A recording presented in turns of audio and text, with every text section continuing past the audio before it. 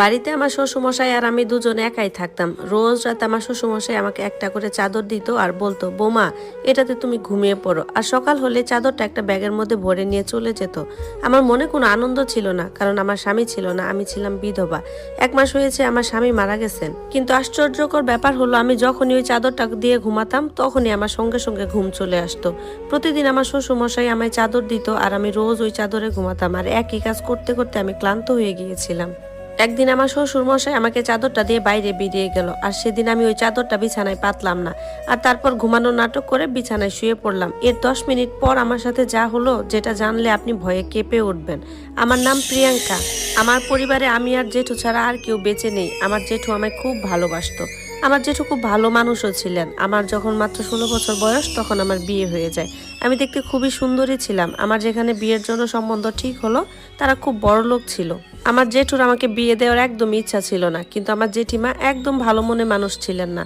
কোনো ভালো সম্বন্ধ এলেই আমার জেঠিমা বারবার জেঠুকে বলতো, আগে নিজের মেয়েদের কথা চিন্তা করো, আর এই মেয়েটাকে তাড়াতাড়ি বাড়ি থেকে বিদায় দাও, না হলে আমার নিজের মেয়েদের জন্য পরে কোনো ভালো পাত্রই পাবা না। কারণ আমার জেঠিমার মেয়েরা খুব কালো আর মোটা দেখতে ছিল, তাই আমার জেঠিমার মেয়েদের জন্য যতবারই কোনো ছেলে পক্ষ দেখতে আসতো, তারা আমাকে পছন্দ করে চলে যেত। তার জন্য তখনই দিদিদেরকেও দেখতে আসতো।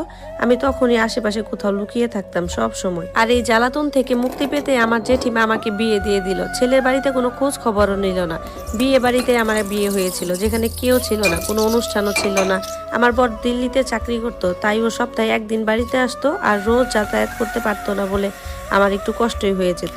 এদিকে আমার শ্বশুর বাড়িতে আমার শ্বশুর আর আমি একাই থাকতাম। আমার বর সব সময় বলতো, তুমি নিজেকে কখনো একা ভাববে না, আমার বাবা আছেন, আমার বাবা খুব ভালো মানুষ, তোমার খুব খেয়াল রাখবে। বিয়ের 1 সপ্তাহ পরই আমার বর আমাকে রেখে চলে গেল। আমার স্বামীর নাম ছিল অজয় আর আমার শ্বশুরের নাম ছিল বিজয়।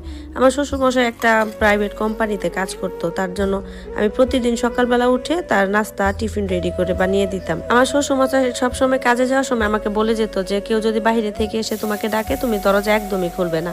আমি যখন আসবো, আসার পর তোমাকে ডাক দিব, তারপরেই তুমি দরজা খুলবে। এদিকে শ্বশুর মশাই আমার মেয়ের মতোই খুব ভালোবাসতেন। উনি বাড়ি ফেরার সময় আমার জন্য ফুচকা কিনে আনতো, অনেক সময় অনেক রকমের খাবার দাবারও কিনে নিয়ে আসতো। আমি ফুচকা খেতে খুবই ভালোবাসতাম। উনি আমার মাথায় হাত দিয়ে সবসময় বলতো যে আজ যদি তোমার শাশুড়ি বেঁচে থাকতো, তাহলে তোমার মতন আমার একটা মেয়েও থাকতো, তাহলে আমি আমার বাকি সময়টা ওর সাথেই কাটিয়ে দিতাম। কিন্তু তোমার শাশুড়ি তো আর এই দুনিয়াতে নেই। আমি তখন আমার শ্বশুরকে বললাম, কোনো ব্যাপার না বাবা, আপনি তো আছেন। এভাবে প্রতিদিনই আমার শ্বশুর মশাই বাড়ি ফেরার সময় আমার জন্য কিছু না কিছু বাড়ি নিয়ে আসতো। আমার স্বামী যেখানে কাজ করতো, সেখানে কাজ করার সময় ফোনে কথা বলার কোনো পারমিশন ছিল না, তাই রাতের বেলায় উনি কাজ শেষ করে এসে শুধু ফোন দিতেন। তখন প্রায় 10 মিনিটের মতো আমার সাথে সবসময় কথা হতো। আমার স্বামী কাজ থেকে ফেরার পর এতটাই ক্লান্ত থাকতো যে আমার সাথে কথা বলতে বলতে ঘুমিয়ে পড়তো। আমার তো তখন কিছু করার ছিল না, কারণ ও তো খুব ক্লান্ত থাকতো, এই জন্য আমি আর ওকে কিছু বলতাম না।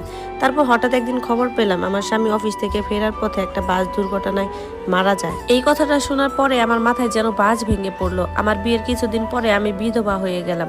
আমার জেঠু খবরটা শুনতে পেয়ে আমাকে এখান থেকে নিয়ে যেতে চাইলো, কিন্তু আমার জেঠিমা কথাটা শোনা মাত্র চিল্লাচিল্লি করতে লাগলো।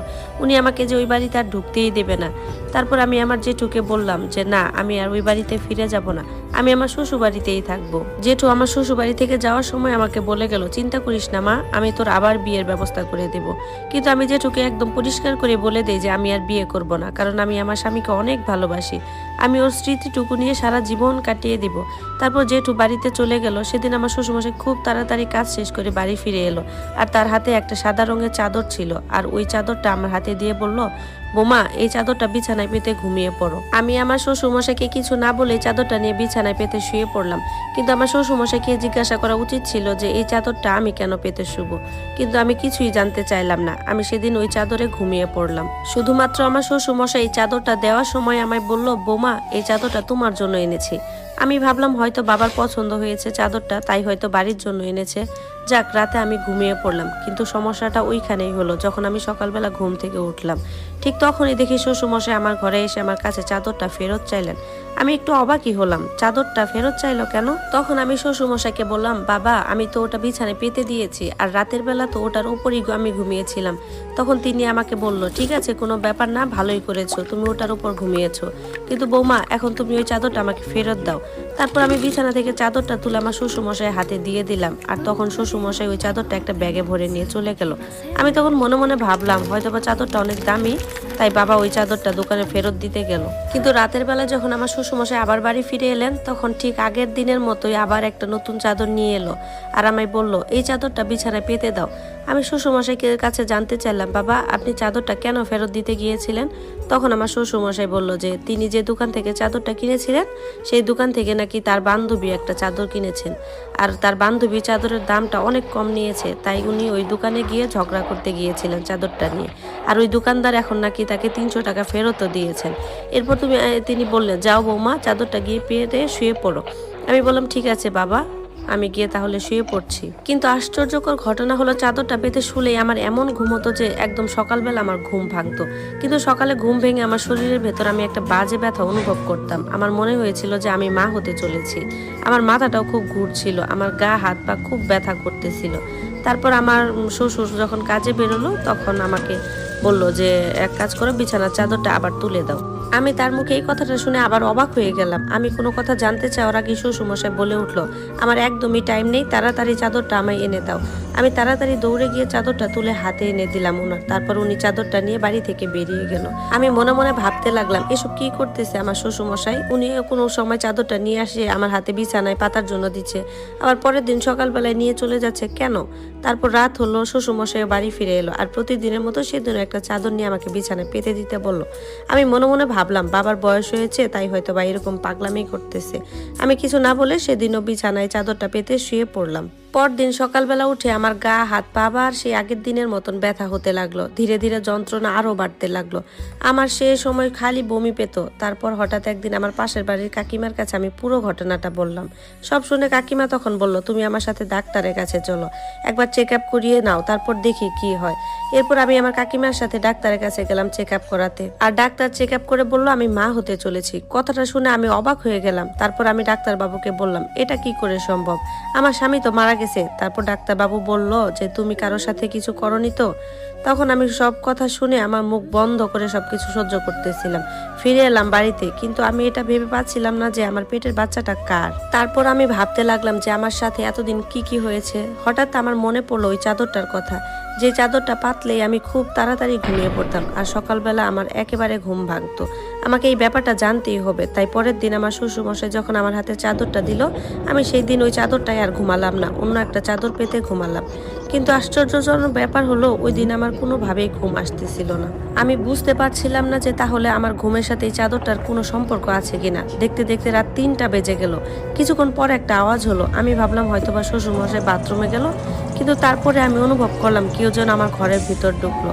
আমার ঘরের লাইটটা অফ ছিল, আর আমি জোরে জোরে নাক ডেকে ঘুমানোর ভান করতেছিলাম, কারণ আমি দেখতে চেয়েছিলাম যে কে আমার ঘরে এত রাতে ঢুকলো। তার কিছুক্ষণ পরেই একজন এসে আমার পাশে শুয়ে পড়লো আর আমাকে জড়িয়ে ধরলো। আমি তখন চিৎকার চেঁচামেচি করতে শুরু করলাম, আর তারপরেই লাইটটা জেলে দেখতে আমি চমকে গেলাম, কারণ সেই ব্যক্তি আর কেউ নয়, আমার শ্বশুরমশাই ছিল। এরপর আমার শ্বশুরমশাই চাদরটা দেখলো আর বলল, এই চাদরটা আজকে পাতনি কেন?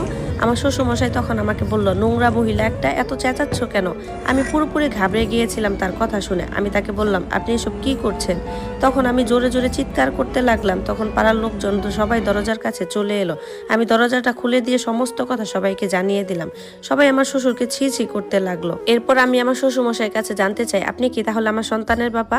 তারপর আমার শ্বশুরমশাই সেই চাদরের রহস্য আমার কাছে খুলে দিল। উনি প্রতিদিন ওই চাদরের মধ্যে ঘুমের ওষুধ লাগিয়ে নিয়ে আসতো, আর আমি যখন ওই চাদরে ঘুমাতাম ওই ওষুধটা আমার নিঃশ্বাসের সাথে মিশে যেত, আর আমি অজ্ঞান হয়ে যেতাম। আর তারপর প্রতিদিন রাতে উনি আমার সাথে বাজে কাজ করতো, আর আমার এই পেটের বাচ্চাটা আমার শ্বশুরমশাই। তখন আমি চিৎকার করে কাঁদতে লাগলাম আর বললাম, আমি তো আপনাকে বাবার মতো দেখতাম, আর আপনি আমাকে এই সর্বনাশটা কিভাবে করতে পারলেন? এরপর পাড়ার লোকজন মিলে পুলিশকে খবর দিল, আর আমার শ্বশুরমশাইকে পুলিশ গ্রেফতার করে নিয়ে চলে গেল।